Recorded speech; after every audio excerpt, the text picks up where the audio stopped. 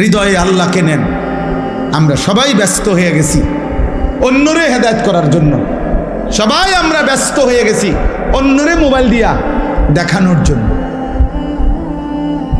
মনে হয় যেন আমি তো হুজুর আল্লাহর রহমতে আমনগো দোয়ায় জুনায়েদ বাগদাদি হয়েই গেছি, এখন আমি চেষ্টা করতে আছি অন্য মানুষের আব্দুল কাদের জিলানী বানাইতে। আমাদের ভাবটা এমন হয়ে গেছে, আমরা বেশি আত্মবোলা, আপন ভোলা।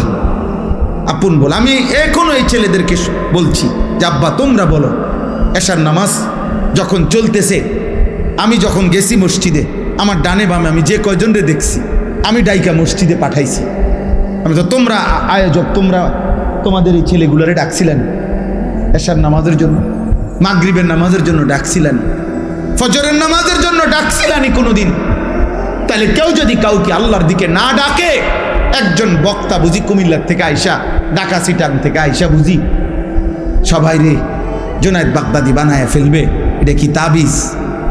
এটা কি ফু? হ্যাঁ, যে আমি আপনার ঘরে ফু দিয়ে দিলাম, আপনারা এখন একটা ফু দেব, আপনারা দেখবেন সাথে সাথে আপনারা সবাই হয়ে গেছেন বাইজিদ বুস্তামি আর জুনায়েদ বাগদাদি। এটা এমন? এটা কি ম্যাজিক? এটা সার্কাস? এখানে আমাদের মেহনত চাই, আমাদের সম্মিলিত উদ্যোগ চাই, আমাদের সকলের আন্তরিক প্রচেষ্টা লাগবে ভাইয়া। আলহামদুলিল্লাহ, এটা এখন সুখের খবর, সফলতা, সুখবর এটা যে সারা বাংলাদেশে এখন পিচ্ছি পিচ্ছি ছেলেরা, সারা বাংলাদেশে আলহামদুলিল্লাহ। এটা বৃষ্টি আসার আগে ঠান্ডা বাতাস বয়, এটা নিয়ম। বৃষ্টির আগের বাতাস সবাই টের পায়, বুঝে। বৃষ্টির আগের বাতাসটাই ভিন্ন রকম হয়। বাতাসটা এত ঠান্ডা যে বাতাসিটা গায়ে লাগলেই মানুষ বুঝে বৃষ্টি আসতেছে। ঠিক তেমনি ভাবে সারা বাংলাদেশে তো আমরা আলহামদুলিল্লাহ দৌড়াই। আমরা দেখি এখন ক্লাস 6-এ পড়ে, 7-এ পড়ে, 8-এ পড়ে, এমন ছোট ছোট বাচ্চারাও আল্লাহর কোরআনের মাহফিল, দ্বীনি মাহফিল, এরকম নওজোয়ানরা, ছোট ছোট কিশোর বাচ্চারা মাহফিলের আয়োজন, দ্বীনি মজমার আয়োজন করতেছে। ইনশাআল্লাহ এটা বোঝা যায় যে ঠান্ডা বাতাস বইতেছে, আগামী দিনে ইসলামের পতাকা পৃথিবীময় উড়বে ইনশাআল্লাহ। দেখি সমাজ উল্লেখযোগ্য পরিবর্তন হবে। আমি বললাম একদিন পৃথিবীতে ইসলামের যখন চূড়ান্ত বিজয় ছিল, তখন দুষ্ট চরিত্রের মানুষকে মানুষ অবজ্ঞার দৃষ্টিতে দেখত। আজ যখন গুনার মাত্রা বেড়ে গেছে, তখন আপনাদের চোখে হুজুর আর মোল্লা এখন আপনাদের কাছে দুর্বল মনে হয়। কিন্তু একদিন ইনশাআল্লাহ মালিক যখন চাইবে অবস্থার পরিবর্তন হবে, তখন আমি বললাম প্রত্যেক সমাজে, মনে রাখো ছেলেরা, তোমরা যারা চরিত্রহীন, বেনামাজি, মদখোর, নেশাখোর, গাঁজাখোর, ফুট্টাখোর, বাবাখোর, ইয়াবাখোর, সুদখোর, হারামখোর, কিস্তিখোর, লোকে তোদেরকে দেখলে থুতু মারবে, থুতু মারবে, থুতু মারবে। মনে রাখি, লোকে তোদেরকে দেখলে থু দিবে, থুতু মারবে ইনশাআল্লাহ। মনে রাখিস, আমি বললাম, বলবে ওই দেখ হারামখোর, বলবে ওই দেখ সুদখোর, বলবে ওই দেখ ফুট্টাখোর, বাবাখোর, দেখ। এইভাবে ইশারা দিয়ে দেখাবে। ইনশাআল্লাহ পরিবর্তন স্পষ্ট বুঝাই যাচ্ছে, স্পষ্ট বুঝো। এখানেও এসে দেখ একসাথে হয়েছে যারা, সব ছোট ছোট ছেলে, মাশাআল্লাহ, ছোট ছোট ছেলে ফিকির করছে, মাহফিলের আয়োজন করছে। এটা পরিবর্তনের সম্ভাবনা, একদিনে সব বদলে যাবে। তাহলে নবী সাল্লাল্লাহু আলাইহি সাল্লামের মতো শ্রেষ্ঠতম নবীও 23 বছর মেহনত করতে হতো না। বুঝেন নাই কথাটা?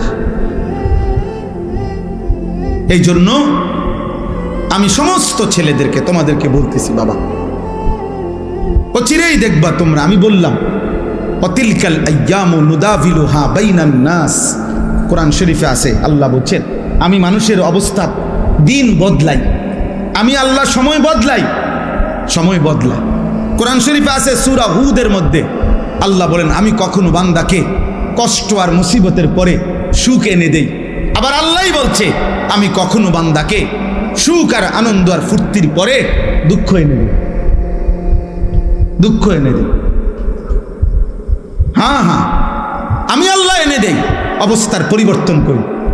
সুখের দুনিয়া কখনো দুঃখে ভরে যায়, দুঃখের দুনিয়া কখনো সুখে ভরে যায়।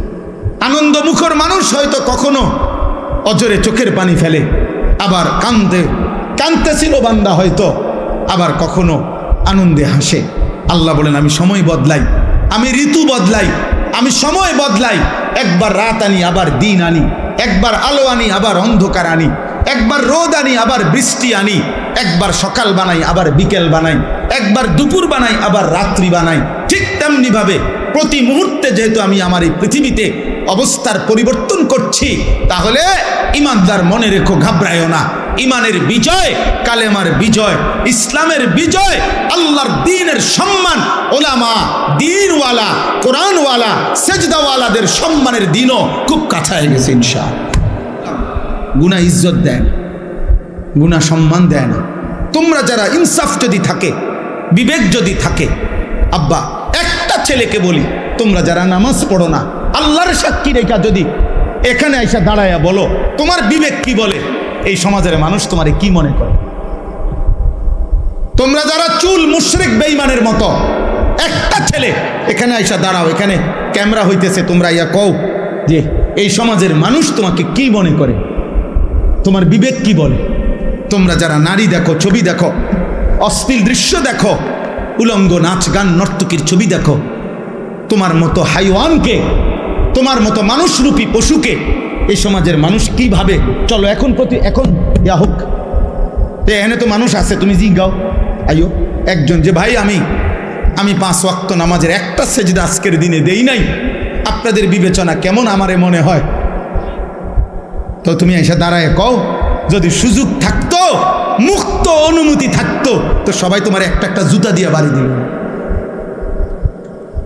হয়তো এদ্দুর সাহস করবে না মানুষ, পারবে না হয়তো এদ্দুর হিম্মত করতে, কিন্তু বাস্তবতা হইল থুতু মারারই যোগ্য যে আমরা তো তোকে এতটা নাফরমান ভাবি নাই। তুমি বলো, চ্যালেঞ্জ করো, এখন আসো। আবার আমরা যারা নামাজ পড়ছি, তো আমরাও বলি যে আমরা আজকে ফজর থেকে এশা পর্যন্ত খোদার কসম 5 ওয়াক্ত নামাজ মসজিদের জামাতে পড়ছি। আমি বললাম, তো এবার মানুষ তুমি জিজ্ঞাসা করো যে উনার ব্যাপারে আপনাদের মন্তব্য কি, আর যে নামাজ পড়ে নাই 5 ওয়াক্ত তার ব্যাপারে মানুষের মন্তব্য কি? মুক্ত মঞ্চে সবার সামনে দেখা যাক। কথা বুঝেন নাই? এখানে দেখা হোক। অতএব দোস্ত, এটাই কথা, ঈদ পরবর্তী কথা এটাই। কোরবানির ঈদ বলি আর রোজার ঈদ বলি, রমজান বলি আর হজ বলি, নামাজ বলি আর সেজদা বলি, সমস্ত ইবাদতের টার্গেট আমার জীবনে যেন তাকওয়া আসে। আমার জীবনে যেন কি আসে? তাকওয়া। গুনাহমুক্ত জীবন, আল্লাহকে ভালোবাসা, গুনাহকে বর্জন করা। ওয়ালা তামুতুন্না ইল্লা ওয়া আনতুম মুসলিমুন। আল্লাহ তাআলা বলেন, আমার বান্দা পূর্ণ মুসলিম না হয়ে, আমার আনুগত্য পুরা না করে মৃত্যুবরণ করো না, কবরে আইসো না। কবরে আসবার আগে একবার না 50 বার, 50 বার না 500 বার মিলাইয়া আসো যে আল্লাহর আনুগত্য পুরা করেছি কিনা। আল্লাহ বলেন হিসাব মিলে আস। আমরা অনেকেরে আছে পুরুষ মানুষ, আমাদের মহিলারা বাজারের লিস্টি দেয়, দেখবেন মাসিক বাজারের মুদি মালের পেঁয়াজ 10 কেজি, রসুন 3 কেজি এমনি লেখা দেয় না? তাহলে আমাদের নিয়ম কি? আমরা যে কোনো পুরুষ, আমরা যারা বাজার করি এরকম লিস্টি চাইয়া, তো আমরা বাজারে থাকতে বারবারই একটু পর আমি যেটা করি যে আমার এই লিস্টি দিলে আমি মাল কিনি, এদিক দিয়ে দাগ দেই, দিয়া আবার দেখি কোনোটা বাদ আছে কিনা, শ্রোতা এটার লগে মিলাইয়া তারপরে খরচ শেষ করি। যেই দোকানদারে মালটা দেয়, যেই মুদি দোকানদার যার কাছে আমরা লেখাইছি, শ্রোতা লেখায়, মানে এটার মধ্যে ও যখন ওই বস্তার মধ্যে বইরা মালটা দেয়, সবটি মাইপা সারলে ও এটার লগে মিলাই কিনা বলেন, এমনি কোনা দিয়ে দাগ দেয় না, দাগ দিয়া হয়ে বস্তার মধ্যে মালটা বুঝাই দিয়া, এই যে মাল 13টা, এখানে দিছি 13টা, হুজুর এত দাম নেন। তাহলে আল্লাহ তাআলা বলেন, ওয়ালা তামুতুন্না ইল্লা ওয়া আনতুম মুসলিমুন। আমার বান্দা, আমার আনুগত্য, আমার ইবাদত আমার হুকুম দুনিয়ায় থাকতে মরার আগে মিলাইয়া আইসো, মিলাইয়া ডাক দিয়ে দিয়া মিলাইয়া আইসো, মিলাইয়া কবরে আইসো, নাই তো 1 সেকেন্ডে কবরে টিকতে পারতাম। এই জন্য যে আমি সব সময় বলি, চাচা মিয়া গপ মারে সাদোয়ানে বইয়া আল্লাহর রহমতে 3 ফুট বিদেশ পাঠাইয়া জিগুন বিয়া দিয়া লাইছি গদ্দুয়ার কইরা মাশাআল্লাহ। এখন আল্লাহর রহমতে আপনার দোয়ায় আর কোনো টেনশন নাই, ওনার মরলেও কোনো দুঃখ নাই। না, আপনি মরেন আল্লাহর রহমতে, আপনি খুব দ্রুত সময় মরিয়া যান চাচা। আপনি মরিয়া না দেখবেন দুঃখ কাকে বলে। হ্যাঁ, কবর বুঝি বিদেশের হিসাবে, কথা বলে না, কবর বুঝি বিল্ডিংয়ের হিসাবে। তো এটি কি কইলেন আপনি? এগুলো কি শুনাইলেন মানুষের? ও ওমরের কথা বলতেছিলাম। তো বোন এবং বোন জামাইকেও এবার আচ্ছা তরে মারছে, কেন? কালেমা গ্রহণ করল। তাহলে অপরাধের উপরে অপরাধ, পাপের উপরে আরো পাপ। একে তো তরবারি হাতে রওনা দিয়েছে, নবী সাল্লাল্লাহু আলাইহি সাল্লামকে হত্যা করবে। এটা যে কল্পনা করছে, এটাও তো কত বড় পাপ, কত বড় গুনাহ। আবার এই কালেমা গ্রহণ করার অপরাধে বোন আর বোন জামাইকে আচ্ছা তরে রক্তাক্ত করে ফেলছে। কিন্তু ওমর একটা কাজ করে ফেলছে, অল্প একটু কাজ। সেটা হলো যখন রাগ থামছে, মারতে মারতে বল ফিরে গেছে, তখন ওমর রাদিয়াল্লাহু তাআলা আনহু ওনার বোনকে, বোন জামাইকে বলছে একটা কথা, যে তোমরা কি পড়তেছিলা সে শোনাও। আমি যখন ঢুকতেছি তখন শুনতেছিলাম তোমরা কি যেন পড়তেছিলা, এগুলা কি পড়তেছিলা ওটা কও।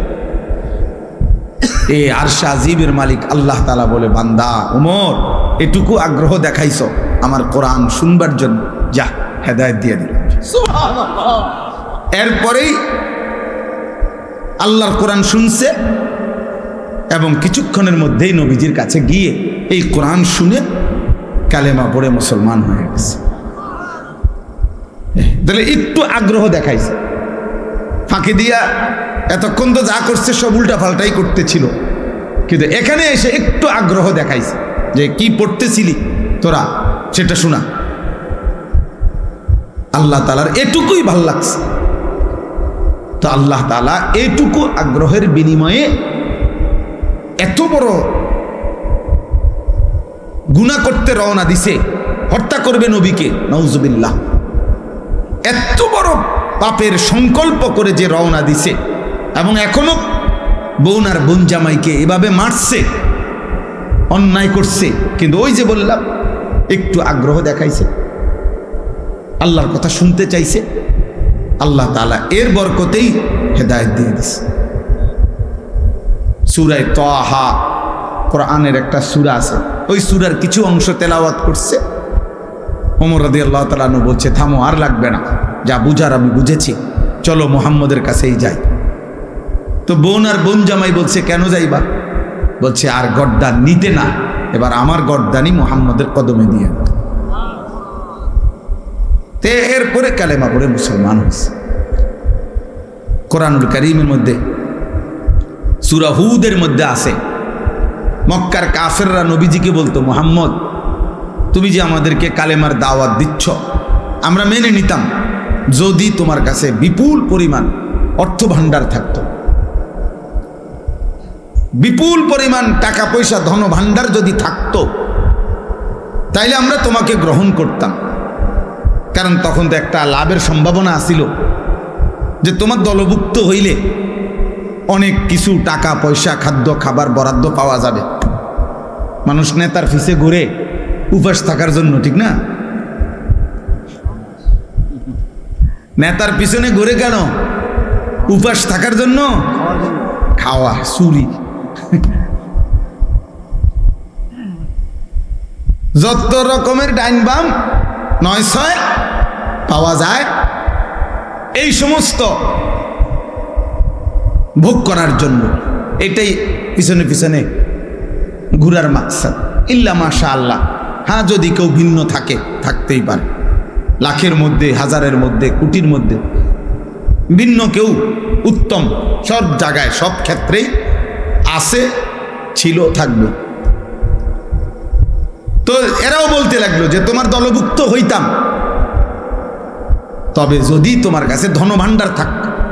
কিন্তু তোমার তো তেমন কিছু নাই, মক্কায় তো আমরা চিনি তোমারে, তোমার বাপও নাই, মাও নাই, তুমি যে এই চাচা আবু তালেবের ঘরে লালিত পালিত হও, উনিও দুর্বল মানুষ আর্থিকভাবে, তাহলে কি বুঝছে তোমারে অনুসরণ করব। 2 নাম্বার, মক্কার কাফেররা বলতো,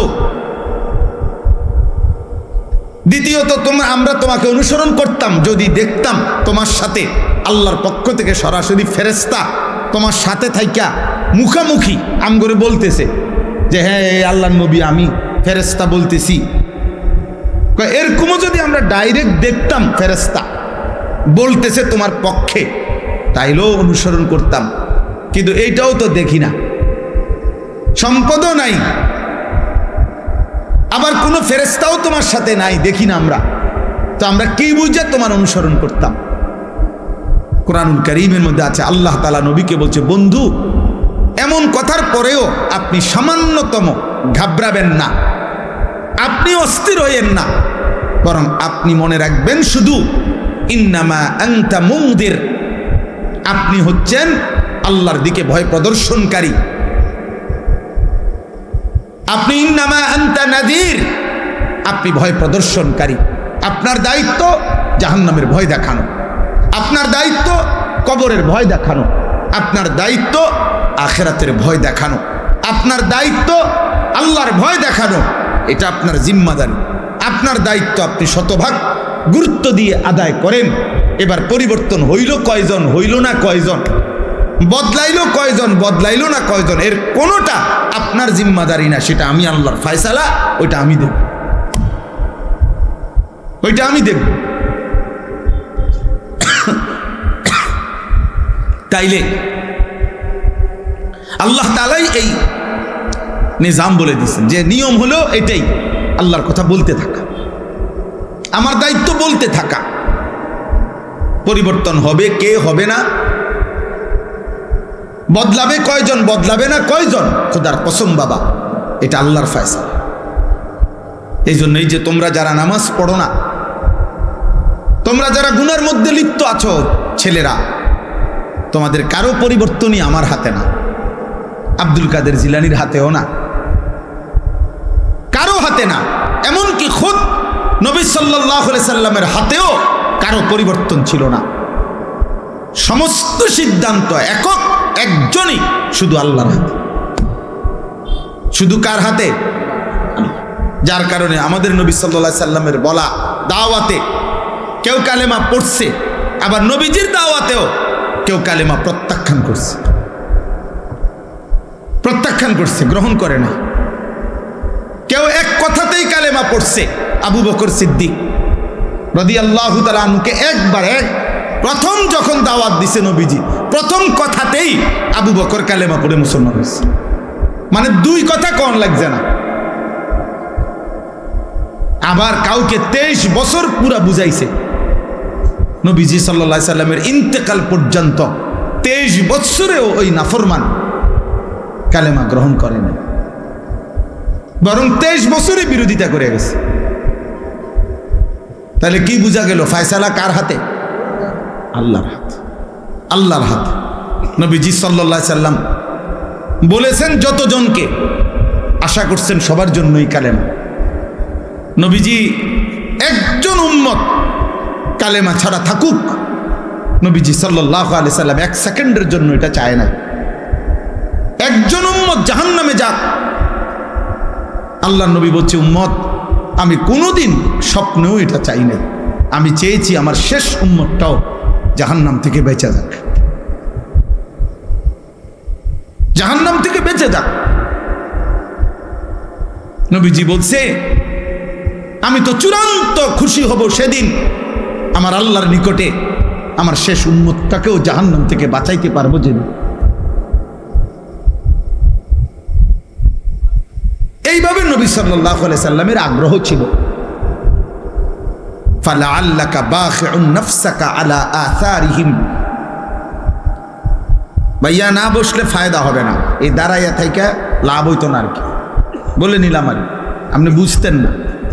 দাঁড়াইয়া ওয়াজ কলিজায় ঢোকে না, তামসা সাউন্ড যায় শুধু আর যাইবার সময় চটফুটি খাইয়া যাবেন গাড়ি।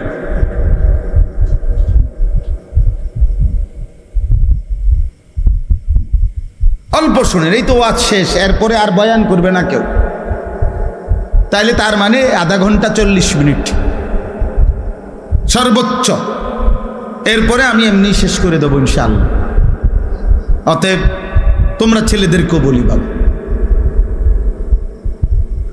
তাহলে আমার কথা এটা, নবীজিকে আল্লাহ বলছে বন্ধু ফালা আল্লাকা বাখিউন নাফসাক, মানুষগুলো ঈমান আনতেছে না, পরিবর্তন হচ্ছে না, গুনাহ ছাড়তেছে না, আল্লাহর নাফরমানি ছাড়তেছে না। এই অস্থিরতা পেরেশানিতে আপনি কি মরে যাবেন নাকি? মানে নবীজির অস্থিরতা এত বেশি ছিল যে খুদ আল্লাহ তাআলা নবীজিকে সান্ত্বনা দিছে, বন্ধু আহার একটু থামেন, একটু বিশ্রাম করেন, আপনি তো দেখতেছি মরে না যাবে। বলতে বলতে কানতে কানতে উম্মতের জন্য নবীজির কান্না আল্লাহ থামাইছে, নবীজির পেরেশানি আল্লাহ থামাইছে, নবীজির অস্থিরতা মহান আল্লাহ তাআলা থামাইছে। কোরআনে আছে আল্লাহ তাআলা বলছে ফা ইন্নাল্লাহ